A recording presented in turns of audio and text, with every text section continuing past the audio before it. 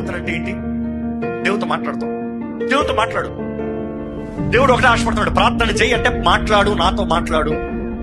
నువ్వు దేవుడితో మాట్లాడుకుని ఎంతమందితో మాట్లాడిన వ్యర్థమే, నీ పక్షాన్ని ఎంతమంది మాట్లాడిన వ్యర్థం. ఇక్కడ ఉన్న మనందరికీ ప్రార్థన అవసరం ఉన్నాయంటే ఉన్నాయా లేదా?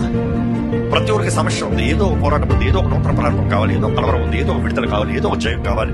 దేవుడు మన మధ్య జవాబిస్తానికి, కార్యం జరిగిస్తానికి ఆశపడుతున్నాడు. కానీ నా పేరు పెట్టబడిన నా ప్రజలు తాము తగ్గించుకుని వారి చెడు మార్గాన్ని విడిచిపెట్టి నా ముఖాన్ని వెతికిన ఎడల వారి దేశాన్ని స్వస్థపరుస్తారు, బాగు చేస్తారు.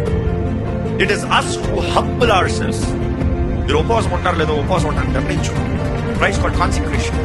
ఏకాంతంగా దేవుడితో సమయం గడపడం. వ్యర్థమైన మాటలు మాట్లాడు, వ్యర్థమైన స్థలానికి వెళ్ళద్దు, అనవసరంగా కూర్చోట్లు అక్కర్లేదు. ఎవరైనా 21 days తర్వాత వాళ్ళు కంపెనీ అని చెప్పి అవసరం లేదు. Let them know it is a time between you and God. నేను దేవుడు వ్యక్తిగతంగా 21 రోజుల సమయాన్ని తీసుకున్నాము. నాకు వచ్చి ఏకాంతం కావాలి. 21 దినాల నుండి నిజంగా దేవుడిని తగ్గించుకుంటున్నాను. February 8 కమ్మని ఈ సంవత్సరం చూడు నీకు ఎలా ఉంది. ఈ సంవత్సరం చూడు మీకు జరగబోయే కార్యాలు చూడండి. దేవుడు ఇవ్వబోయే జవాబులు చూడండి, విడుదల చూడండి, స్వస్థత చూడండి, ఆశ్చర్య సహాయం చూడండి, ఆశ్చర్య తలుపులు తెరబడుతూ చూడండి. నిశ్చయంగా చెప్తున్నాడు, పట్టు నీకుంటే దేవుడి కార్యం జరిగిస్తానికి సమర్థుడు. ఆమేన్.